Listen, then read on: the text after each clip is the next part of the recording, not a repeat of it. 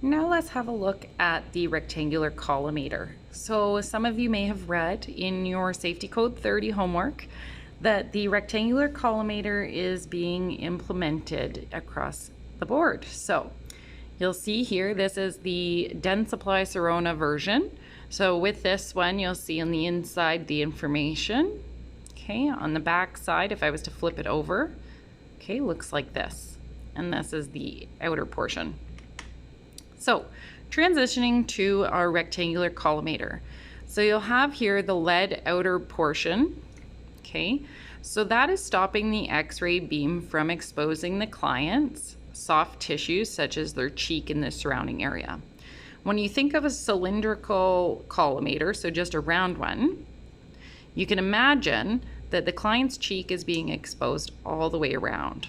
Okay, so although that the film placement is here, all of this extra area was being exposed. So the rectangular collimator is going to help reduce the client's exposure to excess radiation in other portions other than the film placement. So when you place it on, this one is a connectable unit, so you can purchase and get whichever one you need, and it can connect to your already developed unit within the office. Okay, so it just slides on and connects. You can turn it for a horizontal. Okay, so if you're taking a horizontal bite wing or periapical, you can also turn it if you're taking a vertical. Okay, so we're up and down now. And so it's got the ability to be adjusted. If you had to take it off or outside, there's these little black clips that just slide and lock it into place. Now let's have a look at our wiggle room. And what I mean by our wiggle room is how much room we have for the precision of our X-ray. So if I was to utilize a size 2 old conventional film, you'll see that it sits a little bit on the outskirt of that film. So if I take the actual film out and place it over, you don't have much room for the potential for what we would call cone cut. So a portion of that film not being exposed. Okay. Next, if we look at a size 2 phosphor plate or PSP plate, again, it fits almost perfectly there.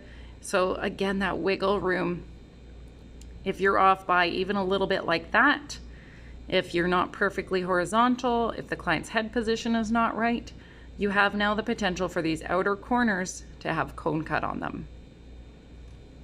Next, we'll have a look at the Schick 33 sensor.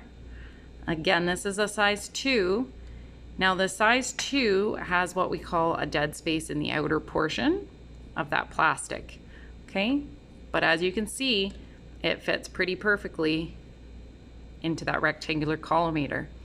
That being said, if you're off a little bit like that again, you'll see these little corners will be no longer exposed to the radiation and that lead outer portion.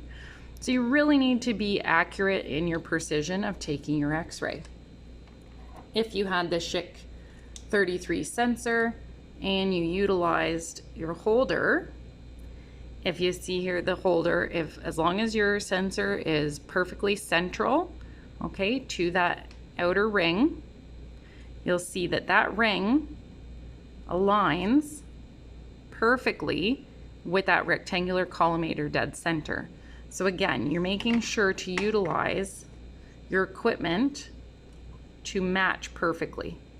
Okay, so if you're taking vertical, again, if you're off by even a little bit, even a corner, you can see if you look down the tube that that would not have been exposed appropriately. So it would limit your need for retakes, again, to expose the client to more radiation than required. So you really want to make sure your accuracy and your precision when taking this is going to be perfect. Another thing you need to look for the quality assurance is your integrity of your unit.